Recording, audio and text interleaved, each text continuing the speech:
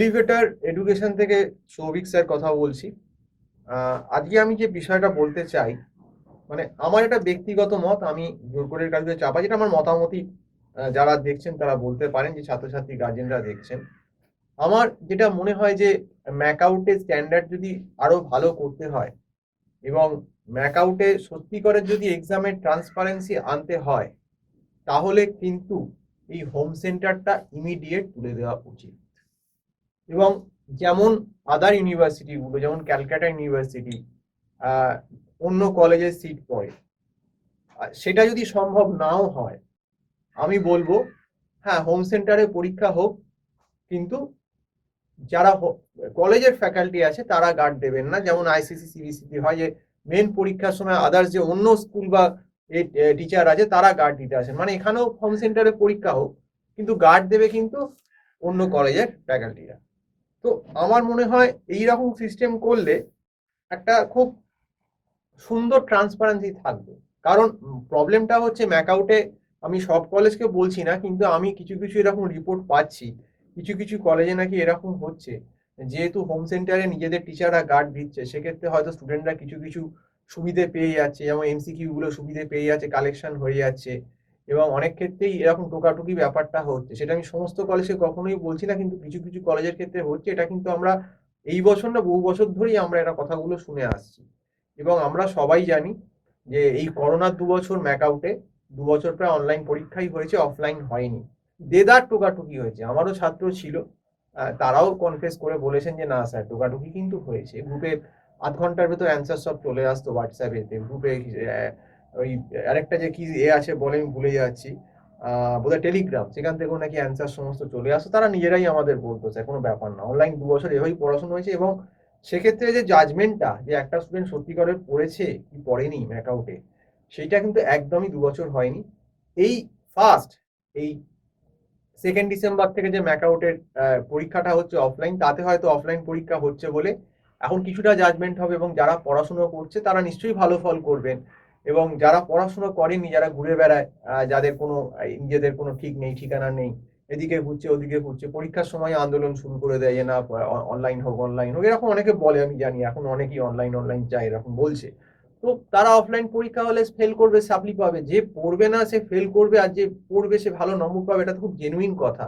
এর মধ্যে কোনো লুকোছাপার ব্যাপার নেই। কারণ দেখো, এখন কম্পিটিশনের যুগ।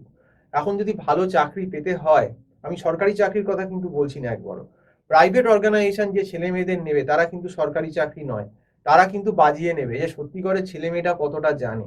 কারণ তারা যখন একটা প্রাইভেট কনসার্নে মোটা মাইনে দিয়ে একটা ছেলে বা মেয়েকে রিক্রুট করাচ্ছে, তারা কিন্তু ইন্টারভিউ বোর্ডেই 5-6 রাউন্ড ইন্টারভিউ করবে, এবং সেখানে কিন্তু যারা বিটেক হবে, এমসি হবে, বিসি হবে, তাদের কিন্তু প্রোগ্রামিং সম্বন্ধে কতটা নলেজ আছে সেগুলো কিন্তু একদম যাচিয়ে নেবে। অর্গানাইজার পড়ে টুকে প্রোগ্রামিং শেখা যায় না। আর অর্গানাইজারে তো ম্যাক্সিমাম প্রোগ্রামিংই আমরা দেখেছি যে অনেক ক্ষেত্রেই ভুলভাল, সেগুলো ঠিক নেই। এবং অন্যান্য সাবজেক্টেরও যেগুলো ম্যানেজমেন্ট বলো, অমুক বলো, সেখানে বহু ভুল আছে অর্গানাইজারে। আজই অনেকে করে কি, যে অর্গানাইজারটাকেই ভাবে যে না, এটা পড়ে চলে গেলেই বোধহয় আমার সব হবে। হ্যাঁ, হয়তো এই ম্যাকআউটে হয়তো অর্গানাইজার পড়ে কোনোভাবে পাস করতে পারো, হয়তো তাও সব পেপারে পাস করতে পারবে না। যেখানে ম্যাথামেটিক্যাল পেপার থাকবে, ইকোনমিক্স, কিউটি, এমসি এর যেখানে প্রোগ্রামিং ল্যাঙ্গুয়েজ থাকবে, বিসিএস, সে পেপারেও পাস করা কিন্তু মুশকিল আছে, কারণ অর্গানাইজারে কিছুই সেরকম ঠিক থাকে না। কিন্তু আদার পেপারগুলো থিওরিতে হয়তো একটু দেখে লিখে টুকে একটু মাইক্রো করে চিট নিয়ে গিয়ে অনেকে এবার পরীক্ষা দেয়, যেহেতু হোম সেন্টারের পরীক্ষা। আবারও বলছি, সব কলেজকে কিন্তু আমি বলছি না এরকম হয়, কিন্তু কিছু কিছু কলেজে ম্যাকআউটের হয়, এটা আমরা বহুদিন ধরেই জানি, এবং আমি নিজেও আগে ম্যাকআউটে পড়িয়েছি, আমি দেখেছি ম্যাকআউটে কি হয়। কাজেই আমার ব্যক্তিগত মত, এটা আমি বলছি না যে ম্যাকআউটের সব কলেজ খারাপ বা ট্রান্সপারেন্সি তাদের নেই, কিন্তু আমার যেটা ব্যক্তিগত মত, সেটা হচ্ছে যে একদম যদি স্বচ্ছ পরীক্ষা ব্যবস্থা করতে হয় ম্যাকআউটকে, তাহলে কিন্তু আলটিমেটলি নয় অন্য কলেজে সিট ফেলতে হবে, আর নইলে হোম সেন্টারেই পরীক্ষা হলো, কিন্তু অন্য টিচার বা অন্য ফ্যাকাল্টি এসে গার্ডিং এর ব্যবস্থা করতে হবে। যতক্ষণ না পর্যন্ত এই সিস্টেমটা বদলাচ্ছে, ততক্ষণ পর্যন্ত ম্যাকআউটে কিন্তু প্রপার জাজমেন্ট হবে না। হয়তো একটা কলেজে খুব ম্যাকআউটে স্ট্রিক্ট গার্ড দিচ্ছে, তাদের ছেলেমেয়েরা হয়তো সত্যিকারের পড়ে হয়তো কোনোভাবে 7.8 পয়েন্ট পাচ্ছে। আরেকটা কলেজে একদম খুললাম খুল্লা হয়তো দেখা গেল যে না, খুব লিনিয়েন্ট গার্ড, সেখানে দেখা গেল সবাই 8.5 পেয়ে গেল। তাহলে কি নাম্বারের জাজমেন্টটা হয়তো হলো না, কিন্তু হ্যাঁ, ইন্টারভিউ বোর্ডে গিয়ে কিন্তু ইন্টারভিউ তার নম্বর হিসাবে দেখবে না, তারা জানে ম্যাকআউটে কি হয়। তারা কিন্তু ঠিক কোশ্চেন করে বুঝে নেবে যে কোন ছেলেটা পড়েছে আর কোন ছেলেটা পড়াশোনা করেনি। হ্যাঁ, নম্বরের ক্ষেত্রে কি হয়, নম্বরের ক্ষেত্রে যারা পড়াশুনো করে না এই সমস্ত কলেজের ছেলেমেয়েরা একটু অ্যাডভান্টেজ পেয়ে যায়, যে তারা একটু অসৎ উপায় অবলম্বন করে নম্বরটা পেয়ে যায় এদিক ওদিক করে। তো এই জিনিসটা যদি বন্ধ করতে হয়, সেক্ষেত্রে কিন্তু আমার মনে হয় আমার যেটা মত, এটা আমি কোনোদিন জোর করে বলবো না যে ম্যাকআউট করবে কি করবে না, সে তো সরকারের হাতে ম্যাকআউট ডিসিশন কি নেবে, ইউনিভার্সিটির হাতে। কিন্তু আমার যেটা মনে হয়েছে, যদি সত্যিকারের পরীক্ষা ট্রান্সপারেন্সি করতে হয়, যদি ইউনিভার্সিটির উন্নতি করতে হয় শিক্ষা ব্যবস্থার, এবং সেক্ষেত্রে কিন্তু আদার যে ইউনিভার্সিটিগুলো সিইউ, বারওয়ান বা কল্যাণী, এদের মতোই কিন্তু ব্যাপারটা ফলো আপ করা উচিত, আমি এটাই বলবো। এবং পঠন পাঠনের দিকটা আমি বলছি যে ঠিকঠাক করে ছাত্রছাত্রীদের ক্লাসটাও নেওয়া উচিত। আমি অনেক ম্যাকআউট কলেজে আমি শুনতে পাচ্ছি, আমাদের কাছে অনেক ম্যাকআউটের স্টুডেন্ট পড়ে, যে সেখানে নাকি ক্লাস একদমই ঠিকঠাক হয় না, ফ্যাকাল্টিরা নাকি শুনছি তাদের সঙ্গে নাকি কোঅপারেশন করছেন না। যেমন আমি নাম করে বলতে চাই না, একটি বড় আমার একটি ছাত্রী আছে আমার কাছে পড়ে, সে কলকাতার একটি ম্যাকআউটের নামজাদা কলেজে পড়ে সল্টলেকে।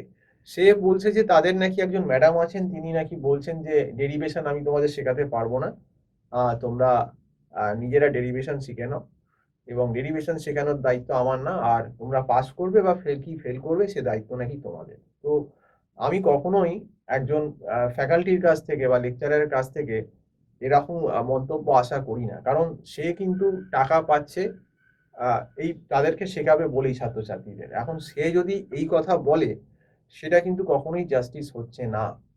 তো আমার মনে হয় যে ম্যানেজমেন্টের এই ব্যাপারটা দেখা উচিত, যারা কলেজ চালাচ্ছেন, কলেজ কর্তৃপক্ষ বা ইউনিভার্সিটিরও একটু ফলো আপ করা উচিত, যে সেখানে সমস্ত ছাত্রছাত্রী কি ইন্ডিভিজুয়াল না হোক, একটা মোটামুটি কেয়ার কি পাচ্ছে। ইন্ডিভিজুয়াল কেয়ার হয়তো অতজনের মধ্যে সম্ভব না সব স্টুডেন্টকে, কিন্তু কলেজে কি মোটামুটি ঠিকঠাক সিলেবাসগুলো ধরে ধরে কমপ্লিট করানো হচ্ছে, বোঝানো হচ্ছে, এটাও কিন্তু দেখা দরকার। সেইটা কিন্তু আমি যা শুনছি ম্যাক্সিমাম কলেজেই হয় না। তো এই ম্যাকআউটের কিন্তু এই দিকটাও ঠিক করা দরকার। কারণ অনেকেই আছে যে যাদের হয়তো একটু বেসটা উইক, ব্যাকগ্রাউন্ড অন্য থেকে এলো, আর্টস থেকে এলো, তো তাদেরকে কিন্তু ডেরিভেটিভ, ক্যালকুলাস এগুলো একটু ধরে শেখাতে হবে, নইলে কিন্তু এমবিএ লেভেলে, ম্যানেজমেন্ট লেভেলে তারা কিন্তু পারবে না। আবার অনেকে হয়তো এমসিএ তে আসছে, এখন তো আর্টস থেকেও শুনছি ম্যাকআউটে নাকি এমসিএ তে অ্যালাউ করছে জেকা দিয়ে।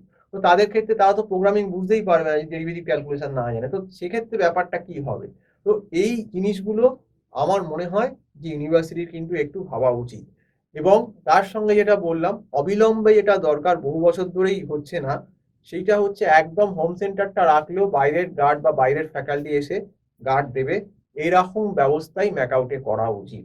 আদারওয়াইজ কখনোই এক্সামের ট্রান্সপারেন্সি বজায় থাকবে না, এবং আগেও ছিল না, এখনো থাকবে না। এবং সত্যি কথা বলতে এই অনলাইনে যে 2 বছর পরীক্ষা হলো, আমাদের কাছে তো স্টুডেন্ট পড়েছে, রিপোর্ট করেছে, একদম এমন আমি ছেলেকে দেখেছি যে ওয়ার্ডের, মানে সে ভেতরে কি আছে, অপারেশন কি আছে কিছু জানে না, সে ওয়ার্ডে পেয়ে গেছে ও কি করে পেয়েছো, ম্যাডাম জিজ্ঞেস করেছে, সে ওয়ার্ডের বলো তো এটা কি, গ্রাফিক্যালটা শুনেছো কোনোদিন, সে বলতেই পারছে না কিছু। তার মানে আমাদের বুঝে দেখা উচিত, মানে এই 2 বছর কি পড়াশোনা হয়েছে অনলাইনের বাজারে, কিচ্ছু শেখেনি, শুধু শিখেছে টুকতে, আর কিচ্ছু না।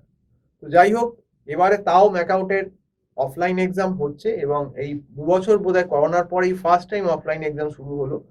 আমি ইউনিভার্সিটিকে সাধুবাদ দেবো, এবং আমি বলবো যে অফলাইন এক্সামটা একটু স্ট্রিক্টলি চালু করতে, এবং অফলাইন এক্সামে অন্তত গার্ডিংটা যেটা বললাম, আমার মনে হয় যে একটু সব জায়গায়, অন্তত সমস্ত কলেজে যত ম্যাকআউটের আন্ডারে আছে, গার্ডিংটা একটু স্ট্রিক্ট করলে, যে সমস্ত ছেলেমেয়েরা সত্যিকারের পড়ে নিজেরা তৈরি হতে চাইছে, এবং যারা কিন্তু সত্যিকারের পড়াশুনো করে, তো তারা কিন্তু দামটা তাহলে পাবে। কারণ কি হয়, যে বাজে ছেলে মেয়ে যারা পড়াশুনো করে না, ফাঁকিবাজ, চায় না পরীক্ষাটা ঠিক করে হোক, তো তারা কি করে না, তারা এরকম একটু জ্বালাতন আন্দোলন করে, নিজেদের স্বার্থে।